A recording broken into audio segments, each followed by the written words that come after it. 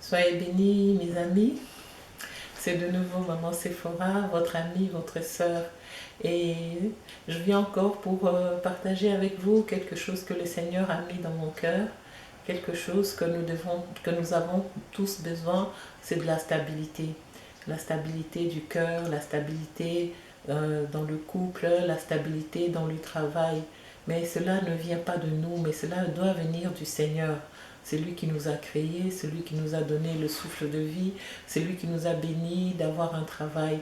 Mais la stabilité se prépare. Lorsqu'un jeune garçon devient mûr, adulte, il prend une femme, la femme chrétienne, cette femme qui a été préparée pour le mariage, doit savoir amener la stabilité dans la vie de cet homme. Mais cela ne viendra pas d'elle personnellement, mais cela viendra de Dieu, à travers le Saint-Esprit. Il faut que cette femme qui connaît le Seigneur se fasse amie de Dieu, amie du Seigneur, pour aller à la source, trouver les solutions, comment venir bâtir sa maison.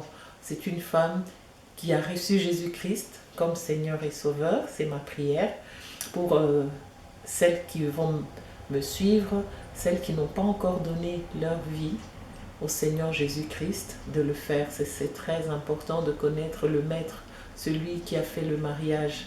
Il faudrait être en contact. Et pour être en contact, on doit donner sa vie à notre Seigneur, notre Sauveur Jésus-Christ. C'est lui le Maître de tout. C'est lui qui a constitué le mariage. Donc il saura comment donner à cette femme comment la préparer au mariage, comment vivre, comment bâtir son couple, sa maison. Ce n'est qu'au pied du Seigneur que cette femme, à travers la parole de Dieu, va savoir comment bâtir sa maison. C'est pour cela la femme, on dit la femme sage bâtit sa maison. Cette femme sage, elle doit savoir comment prendre soin de sa maison, comment prendre soin de son mari, savoir combien il a des sous-vêtements, combien il a des chaussettes, combien il a des ceintures. Ça, c'est des choses que la femme qui bâtit, si tu veux avoir la paix, sache que l'ennemi va commencer à t'attaquer par des petites choses comme ça. Où se trouvent les chaussettes de ton mari? Combien de sous-vêtements il a? Quand j'étais jeune fille, j'habitais avec une dame. En tout cas, cette femme, elle était vraiment une femme propre qui savait prendre soin de sa maison, de son mari. Tous les jeudis, par exemple, c'était le jour où la femme lavait les habits de son mari. En tout cas, même si ce n'est pas elle qui lavait directement, en tout cas, c'était les domestiques. Mais les domestiques, c'était jeudi, c'était son jour. Quand tu vas chez elle, tu verras rien d'autre sur le fil. Tu verras que les habits de son mari. Donc, on voyait, il y avait un fil pour les sous-vêtements qu'on appelle maillot de corps. Et l'autre côté, les sous-vêtements et les chaussettes. Donc c'était le jeudi, tous les jeudis, c'était les habits, parce qu'elle avait des enfants, donc mais jeudi, c'était le jour spécial pour son mari. Donc on pouvait compter. On voyait, là, il y avait des maillots de corps à courte manche, et on voyait comment c'était propre. Donc cette femme savait comme on voit dans des films aujourd'hui, quand tu regardes dans des maisons des Américains, tu vois, comment on appelle ça déjà, vestiaire, là où les hommes rangent leurs habits, hein, on voit vraiment que sous-vêtements, il y a des rayons de sous-vêtements, rayons de maillots de corps, là c'est des chaussettes, là c'est des boutons, des manchettes, toutes ces choses-là étaient en place. Les chaussures, c'était en bas. Hein, les chaussures en bas. On voyait vraiment que cette femme savait prendre soin de son mari. Et quand son mari sortait, on voyait vraiment que c'est un homme qui est pris, à qui on prend soin. Vraiment. Et là, il y avait sa femme. Elle était au contrôle. Faites cela. Les femmes aujourd'hui, vous cherchez la stabilité dans votre maison, mais vous savez que vous êtes vous-même la première personne qui doit aller chercher cette stabilité-là.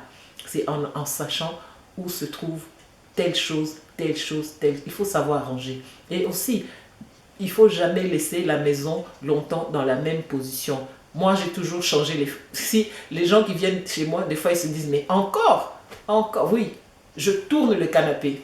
Un jour, le canapé tourne de ce côté-là. Un jour, tu viens, le canapé est de ce côté-là. Oui, c'est comme ça que je fais. Je n'aime pas la monotonie. En tout cas, dans la décoration, c'est pareil. Quand je sors, quand je vais dans des marchés, quand je vois des choses qui vont bien à la maison, qui décorent bien la maison, je viens, je décore ma maison, enfin que mon intérieur soit un endroit de détente. Un endroit où, quand mon mari est là, il est heureux de savoir qu'il est à la maison, il est tranquille, il prend plaisir à être parce que la maison est bien arrangée. Ça, c'est aussi déjà un signe de stabilité aussi. Et aussi très important, il faut savoir avoir des petits amuse-gueules, des petites choses que, c'est pas des repas, hein, mais c'est des petites choses que les hommes aiment. Il faut connaître son mari en fait. Il faut savoir des petites choses qu'il aime prendre plaisir. Par exemple, qu'est-ce que ça peut être? Il ne faut pas non plus le gaver, mais il faut savoir qu'il y a des petites choses qui accompagnent, comme genre apéro, hein, des petits bouts de salami, hein, un petit verre, pas beaucoup non plus, mais l'apéro c'est très important, c'est des moments de détente avant d'aller à table. On peut avoir une petite table d'apéro, un peu de fromage coupé, hein, les olives, un peu de salami, ça aussi, ça fait du bien. Il n'y a pas des fois même besoin de faire un grand repas, mais apprenez à faire des petites choses, des canapés, des petites choses, des amuse-gueules. Ça aussi, des fois, ça fait plaisir. Vous voulez que l'homme s'occupe de vous, vous voulez que l'homme soit à la maison, vous voulez avoir des moments d'intimité avec votre mari, mais sachez que tout ça aussi, ça se prépare. Tout à l'heure, j'ai parlé comment est-ce qu'on doit former les garçons à être un bon mari à la maison, de ne pas aller tout le temps sur son portable. Mais là aussi, je reviens pour dire aux mamans, aux femmes aussi, aux futures femmes, comment chercher la stabilité dans le couple, dans la maison. Aussi, il faut savoir faire son lit. En tout cas, au moins par semaine, si vous pouvez changer 3 fois, c'est pas mal. 3 fois par semaine, changer les draps du lit. Hein? Ce serait bien. Ça fait aérer la chambre, ça fait que la chambre elle est propre, parce que 3 fois par semaine. Hein? Pour les femmes qui sont ici en Europe, moi je vais dire, souvent, je vais à Paris, et il y a des marchés. Allez dans des marchés, vous allez trouver des draps de lit, meilleur marché. Comme ça, vous pouvez faire un stock. Comme ça, vous savez qu'il n'y a pas de problème. Ici, on a des machines. À la maison, tu peux nettoyer les draps, tu peux changer des draps, même 3 fois par semaine. Et surtout le matin, essayez d'ouvrir les fenêtres, suspendre les draps. La première chose qui m'a impressionné quand je suis venue en Suisse, c'était de voir les draps suspendus à la fenêtre. Je disais, mais ça, on n'a jamais vu. Et dernièrement, j'étais à Kinshasa et la maison où je louais, c'était rez-de-chaussée et premier étage. Et moi, ma chambre à coucher était au premier étage. Et chaque matin, 5h, 6h, 7h, ou plus tard 7h, mes draps étaient déjà au balcon. J'ai aéré la chambre, j'ai fait l'aération, j'ai ouvert la porte. Maintenant, la sentinelle qui était en bas, lui aussi, il balayait la parcelle. Et il était étonné de me voir chaque matin, je sortais les draps, parce qu'en Afrique, on transpire. Même si on dort avec les climatiseurs, mais quand même, il faut aérer la maison. Et c'était ça. Et il a fini par me poser une fois la question. mais maman, pourquoi est-ce que vous sortez tous les jours les draps? Mais je lui dis, mais c'est normal, papa Jean. Je dois nettoyer, je dois aérer la maison, je dois aérer les draps, et puis après le remettre de nouveau. Voyez? Donc, pour les femmes, si vous voulez la stabilité dans votre couple, là, je ne vous parle que de la propreté, comment entretenir la maison, hein? Et le temps de aérer la maison. En tout cas, pour celles qui travaillent, je peux comprendre, mais au moins, le soir, quand vous rentrez, aérez, ouvrez, faites rentrer de l'air à la maison, et puis faites, si le matin, tu n'as pas eu le temps, parce qu'il fallait partir vite, mais au moins avant de s'endormir de nouveau, refais ton lit. Refais le lit pour que le lit soit vraiment propre, frais. Voyez, hein? Ayez aussi des fois l'habitude de parfumer un peu parfumer les draps, hein? Parfumer les draps. Aussi avoir des bougies parfumées, c'est très bien pour la maison, pour la chambre à coucher, c'est déjà pas mal, c'est aussi bien, hein?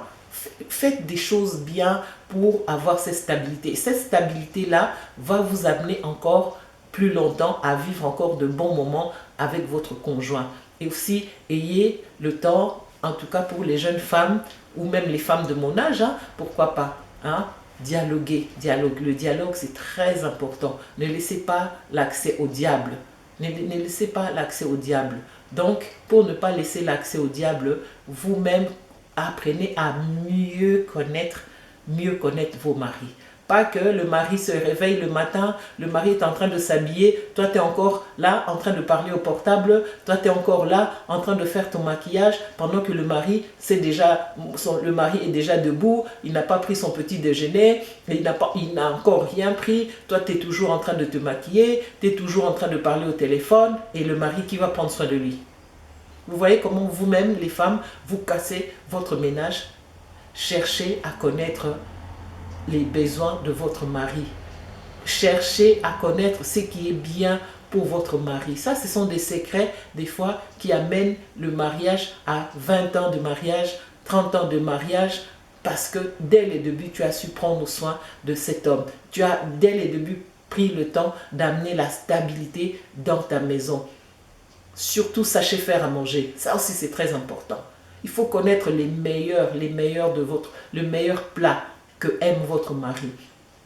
Il ne faut pas seulement aussi faire tout le temps les mêmes plats. Il faut aussi aller découvrir autre chose que votre mari ne connaissait pas. Sachez aussi impressionner ses amis. Faire des choses quand vous recevez du monde à la maison. Essayez d'impressionner aussi vos invités. Ça aussi, ça donne de la stabilité. Le monsieur, il sera content, il sera fier de vous. Il ne faut pas avoir seulement avoir toujours tout le temps les mêmes assiettes. Quand les invités viennent, c'est les mêmes assiettes. Quand les invités ne sont pas là, c'est les mêmes assiettes. Il faut avoir au moins, au maximum, 3 services à la maison. En dehors des services que vous servez tous les jours, il faut au moins avoir 2 ou 3 services. Ça, c'est uniquement quand viennent les invités. Ça aussi, c'est quelque chose, ça amène aussi de la stabilité dans le couple. Et sachez aussi dresser une table. Prochainement, on va commencer à faire des émissions pour vous apprendre comment dresser une table lorsque vous recevez les invités. N'invitez pas non plus à la va-vite. Sachez que tel jour, on va inviter les gens, on va faire la surprise, on va ouvrir notre maison, on va inviter des amis. Comme ça, tu as le temps de te préparer, de faire une belle table. Tes couverts là, les fourchettes, les couteaux, tes couverts, ils sont dans quel état? Il faut choisir, quand tu choisis les couverts qui sont lourds. C'est ça. Et puis des bons verres. Savoir que ça c'est le verre pour la bière, ça c'est le verre pour le vin blanc, ça c'est le verre pour de l'eau, ça c'est le verre pour le vin rouge. Tout ça, il faut le savoir. Ne mélangeons pas les choses. Vous les femmes, nous qui voulons être stables dans nos maisons, nous devons nous-mêmes aussi faire un travail derrière. On n'a rien sans rien. Il faut connaître...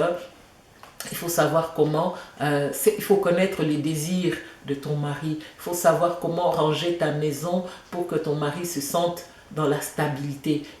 Pour que les enfants grandissent aussi dans la stabilité, il faut une maison entretenue par une femme sage, une femme qui veut bâtir sa maison, une femme qui connaît les désirs de son mari, les petites intentions à son mari pour que cet homme se sente bien dans sa maison, chez lui à la maison, afin que votre porte soit ouverte aux amis.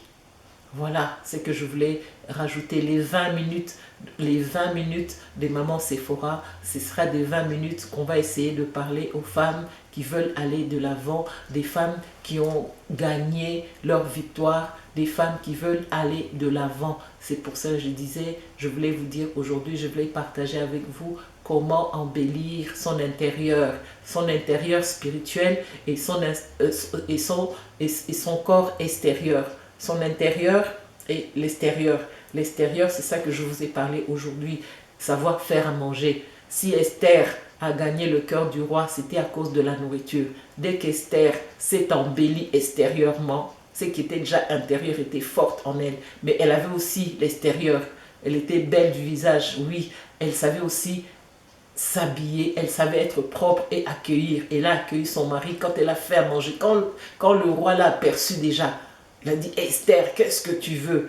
Tout le monde croyait que Esther, elle allait être condamnée. Mais parce que la présentation d'Esther était bien, le roi n'a fait que obéir à Esther. Il a dit, demande-moi ce que tu veux. Qu'est-ce qu'Esther a fait? Elle a été bien s'habiller, propre. Elle a fait à manger très bien, c'était bon. Et avec ça, qu'est-ce qu'elle a fait? Elle a gagné le cœur du roi. C'est ça aujourd'hui. Comment gagner le cœur de ton mari si tu ne sais pas faire manger, si tu ne sais pas accueillir les gens, si ta maison est sale, si ta maison n'est pas entretenue? Comment tu vas gagner le cœur du roi? Comment est-ce que ton mari serait heureux en invitant les gens? Il y a des hommes qui n'invitent les autres hommes qu'au restaurant, à l'extérieur de sa maison. Parce qu'il sait que dans ma maison là-bas, si je vais là-bas, qu'est-ce que je vais trouver? Voilà. On arrive à la fin, on arrive vers les 20 minutes. Voilà, c'est ce que je voulais partager avec vous aujourd'hui, la stabilité intérieure. Ça, c'est le Saint-Esprit. Et la stabilité extérieure, ça, c'est ce que vous faites tous les jours. Hein? Entretenez votre maison, passez l'aspirateur les samedis. Hein? Si vous n'arrivez pas à tout faire, mais en tout cas, apprenez à votre mari d'entretenir la maison. Lui aussi, il a une idée à apporter. S'il n'est pas un homme décorateur, vous allez faire de lui un homme décorateur. Aujourd'hui, mon mari, avant, il ne savait pas. La décoration, ça ne lui disait rien, ça ne le regardait pas. Aujourd'hui, il sait aussi décorer un peu la maison. Il sait aussi donner son avis.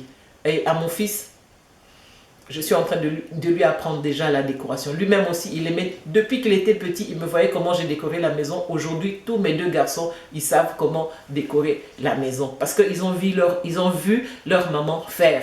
Et c'est ça que j'aimerais apprendre à la femme d'aujourd'hui, de donner à son mari le plaisir de l'aider.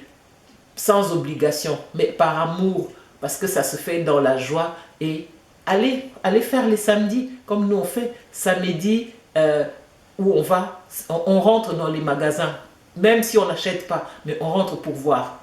Hein? On appelle notre tournée, on fait notre tournée. On va dans les magasins des décos, on regarde les choses. Et là-dedans, moi aussi, je suis en train d'apprécier. Mon mari l'apprécie aussi, parce qu'il aime bien les machines de café. Lui aussi, il regarde ces nouvelles machines de café. Des choses comme ça, ça donne de l'ambiance au couple.